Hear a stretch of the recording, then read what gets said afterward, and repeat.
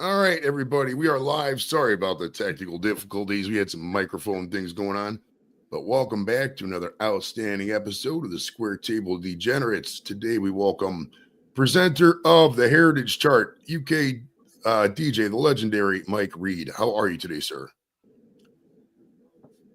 I'm pretty good, thanks. Yeah, technology gets the better of all of us, doesn't it? It's really it when it works, it's great. When it doesn't, it's hellishly frustrating. But we're there now. We're there now. Right, right. Thanks for sticking with me, man. It was good. We finally got it working. All right. So I read some of your stuff, and it says you were born back during the baby boom, right? And you became involved in music later on. But what were your early years like in like Manchester and other spots prior to the 1970s?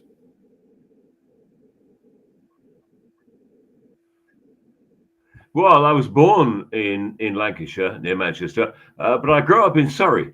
So that's where I grew up. A place called Walton on Thames, Weybridge, where all the stars later moved to. John Lennon. That's kind of where I grew up, and my showbiz really started in our house because Uh, Julie Andrews' mother, Auntie Barbara, and her auntie, Auntie Joan, had dancing classes in our house. So from the age of 3 and 4, I was tap dancing, shuffle, hop, step, ball change, toe heel. That was me. Didn't really like it, but I had to do it because the dancing classes were in our house.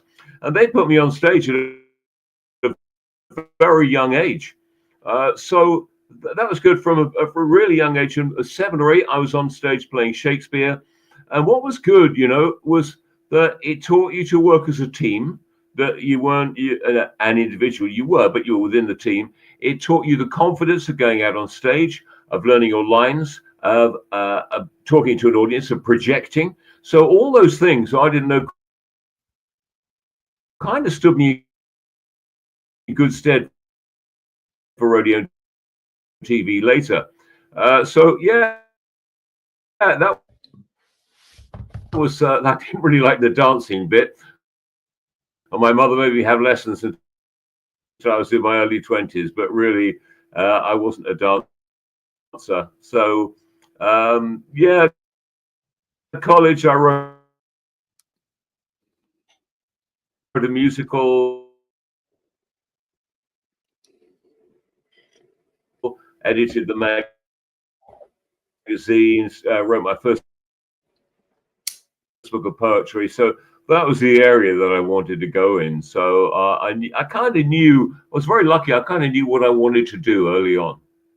Okay. My son was in tap dancing. It's funny you mentioned that from when he was like 4 up until last year. And he's like, Dad, I just don't want to do it anymore. Once he got to high school, he was done with it. That's funny. And years ago, I took a class. I was trying to get into it too, but then the lockdowns hit, and then we just kind of faded away. But it was funny you mentioned the heel ball change and the step and the toe back, and all. I remember me talking about that. It's funny. Now, when you were first got into music, what was your like? Did you like all the Vietnam music coming up, like the '60s and all that? What was your first like influences when you were listening to music?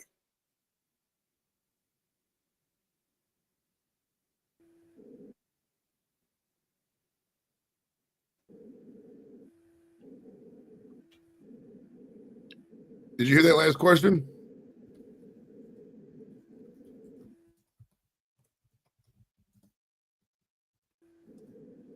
Can you hear me? I have very broad taste in music, very very broad. And my grandparents. Can you hear me? It's coming in and out. I can hear you. Yes, I was just answering your question, but you couldn't hear me. I don't think. I can hear you now.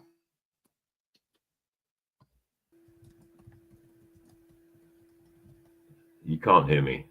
You I can can. hear you. Can you hear? Yeah, yeah. No, I was just saying that my grandparents, my parents, they'd sing or read out the songs.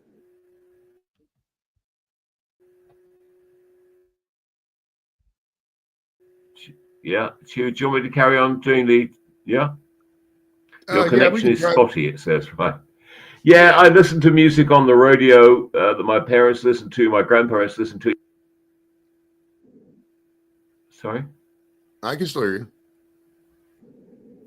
can you? Yeah. Where do you want me to go from? I'm not quite sure what's picking up and what's not picking up. To be honest, I don't know. I just heard I'm that. not quite sure what you're hearing. I heard the last day. Well, I heard you start talking about your grandparents were listening to stuff, and then it cut out after that. So continue after the grandparents part. Yeah, I just listen to music. My parents would have on the radio. My grandparents, my great grandparents. So I got to know music from way back. So I had a very broad taste in music. I mean, an album I've just done is based on old music, old tunes from that kind of influenced me in writing the musicals and songs and stuff like that. Okay. Now, after you got done with like high school and whatnot, like your, I don't know what you guys called over there, but like your teen years, what was the move after that? Did you go to university? Did you join the service? What were your, like early 60s about, mid 60s?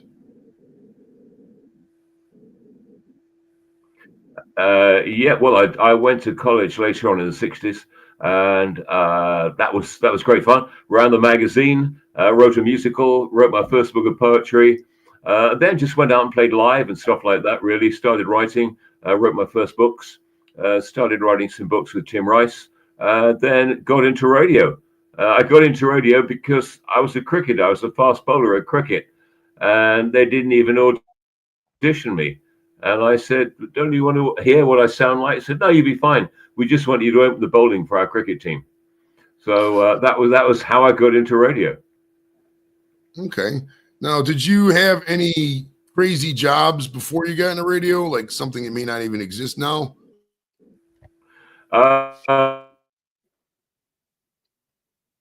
Yeah, I had to be an estate agent, for a junior negotiator in an estate agent for a while. And that was because the girl I wanted to go out with, her father was an old major. And he said, "I'm not going out with my daughter with hair like that."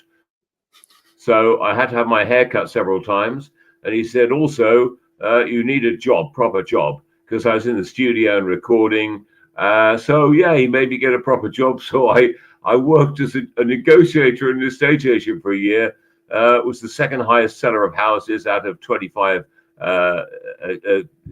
offices. So yeah, it was not something I wanted to do, but it was great fun. And I sold so many houses that HQ phoned me and said, "We think you could be a director. Come and report to HQ." And I went home. Which is not what I wanted to do. It was the Hoagie Carmichael moment where he walked out of the office and said, "I don't want to be a lawyer. I want to be a songwriter." Okay, so you started out writing songs. Can you hear me okay?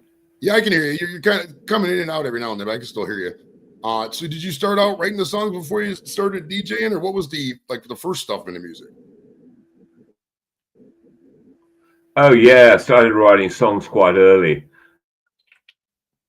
I got a couple of covers before I was on the radio. So yeah, I've always written. I've written for about 45 major artists, musicals and stuff like that. So yeah, I mean, I love writing. It's my big love, songwriting.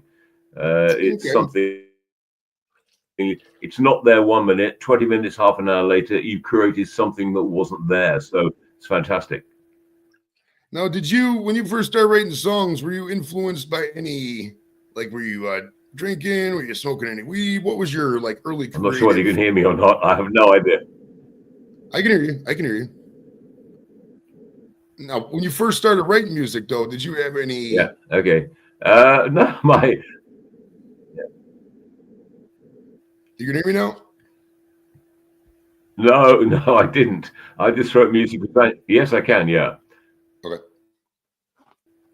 Have you got me? Yeah, I got you. I got you. Hello. Yep. Yeah. No, I just started writing because I love music, and yeah, I started writing because I love music and I was creative. I didn't smoke. I've never even had a cigarette, let alone anything else. I wasn't interested in drugs. Two friends of mine at college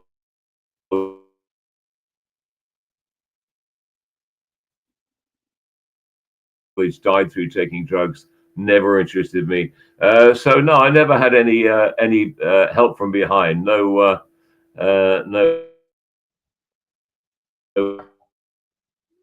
wind from behind helping me.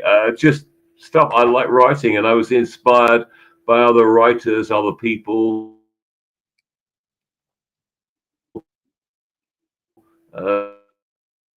So yeah, that's what really inspired me. You know, you hear a song and think, oh. So yeah, just inspired by other songs, other songwriters, really. Okay. Now, what was the when you first got into disc jockeying? What was like the reach of these radio stations back then? Like your first couple jobs, like how far did the signal go? That kind of thing.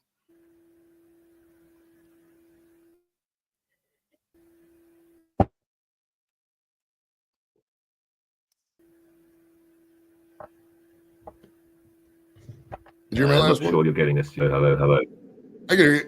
All right, when you first started disc jockeying, like what was the reach? Local commercially enjoyed it. My friends. Sorry, second. Oh, I said when you first started Yeah. disc jockeying, like what was the reach of the station and like how did Yeah, that work? I was just saying, probably about 3 counties, and then, excuse me. Yeah, Okay. Did you have any? yeah, it was over about 3 counties. So it wasn't a massive reach, but it was good, and it was good to cut your teeth on. And then after 18 months, I got the job.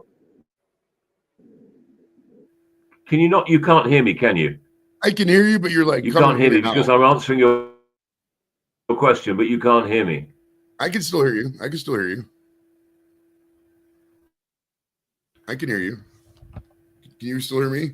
I'm answering your question, but you can't hear me. I can hear you.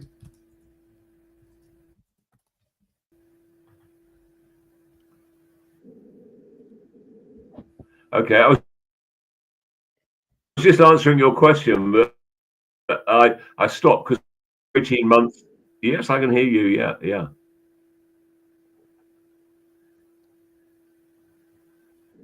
I work on Radio Luxembourg, which is pretty much worldwide. So that was great. That was the station that everyone listened to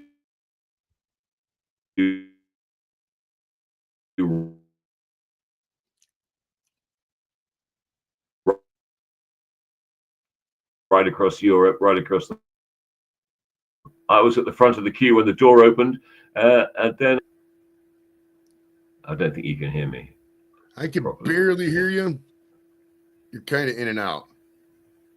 No, you can't, can you? You can't really. You can't hear me properly. You can't hear what I'm saying. I don't think. No. Can you? Yeah. I mean, I'm giving you all.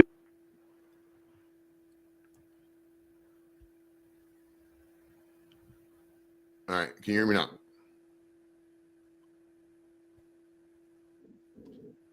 Yeah, I can hear you, but I'm answering your questions, but I don't think you can hear my answers.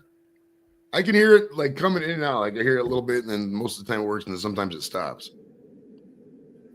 That's not good for you, though, is it? That's not really what you Yeah, we should probably reschedule. want. You want it to be. You want it to be able to hear it.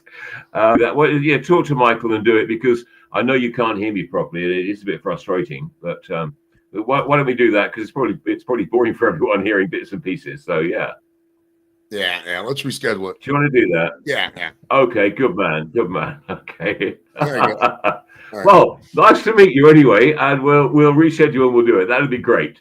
All right. See you in a bit then, Mike. Take it easy, brother. Thanks for your patience.